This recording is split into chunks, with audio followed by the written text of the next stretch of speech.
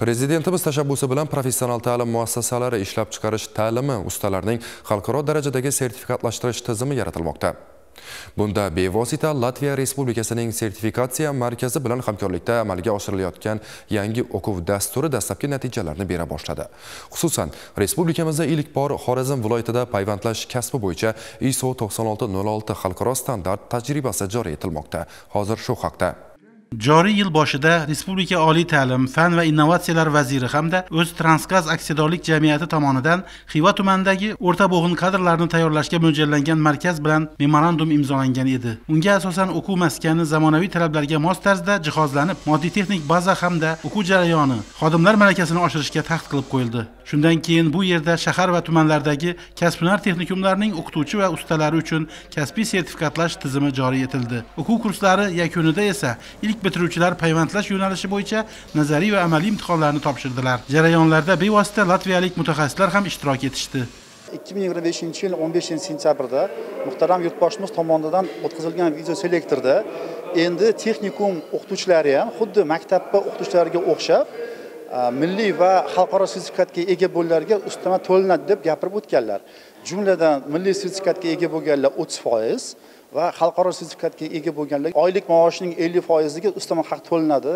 Migratsiya agentligining Xorazm viloyati hududiy filiali, Oliy ta'lim fan innovatsiya bo'limi, Latviya Respublikasining sertifikatsion markazi hamda Toshkent xalqaro sertifikatsiya akademiyasi tomonidan 4 tomonlama memorandum imzolandi. 15 nafar Xorazm viloyati texnikumining ishlab chiqarish ta'lim ustalari mana shu O'ztransgaz o'quv markazida ISO 9606 xalqaro sertifikat bo'yicha o'z malakasini oshirishdi. Latviya Respublikasidan vakillar kelib, 15 nafar ishlab chiqarish ta'lim ustalarini mana shu sertifikatni olish uchun imtihon jarayoni bo'lib o'tmoqda. Bir oy davomida o'quv markazida ISO 9606 bo'yicha tajriba oshirdik. Imtihonni mana a'lo darajada topshirib, xalqaro sertifikatga ega bo'ldim. Bu degani kelgusida O'zbekiston Respublikasidagi o'quvchilarni ISO xalqaro sertifikat bo'yicha tayyorlashga imkon beradi. Viloyatimizdagi texnikumlarning 15 nafar o'qituvchi va ishlab chiqarish ta'lim ustalari payvandchi kasbining xalqaro ISO 9606 standarti bo'yicha 144 soatlik malaka oshirish kurslarini tugatdilar. Ularning olgan bilim va ko'nikmasi Latviya Respublikasi mutaxassislari tomonidan yuqori baholandi. Мы заключили четырехсторонний договор между нашей латвийской фирмой. Hozirda biz payvandlash ustalarini o'qitish bo'yicha 4 tomonlama kelishuvni imzoladik. Bugun esa payvandlash ustalarining malaka darajasi imtihonlarini o'tkazmoqdamiz. Bu imtihondan o'tgan mutaxassislar keyinchalik joylarda payvandlash bo'yicha eng yuqori ISO standartlari asosida dars berishlari mumkin bo'ladi.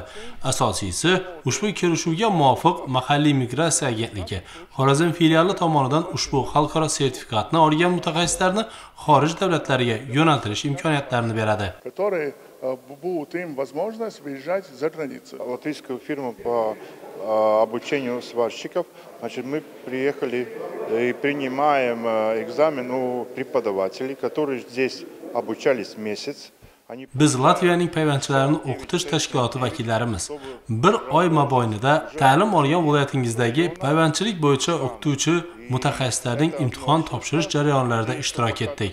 Ular ISO standartlari bo'yicha imtihondan o'tishdi. Asosiysi, darslarimizning 90% amaliyotga qaratilganligidir. O'ylaymanki, bizning tajribamiz kelgusida yetuk mutaxassislarni tayyorlashda asqotadi.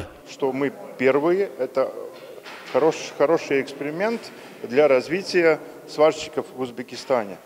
Xalqaro ta'lim standart tasnifiga mos keladigan sertifikatlangan ta'lim dasturlarini amalga oshirilishi muhim samara beradi. 26-sentyabr kuni biz mazkur sertifikatni berish bo'yicha kelishuvga erishgan edik. Mana bugun shu kelishuvning amaliy jarayonlari birinchi marotaba O'zbekiston bo'yicha texnikumlarda ilk bor Xorazm viloyatida amalga oshirildi va bu keyingi jarayon masalan santexnika ishlari ustasi, avtokara haydovchisi yoki boshqa yo'nalishlarda ham ushbu markaz orqali biz fuqarolarni o'qitishni yo'lga qo'yishga kelishib oldik.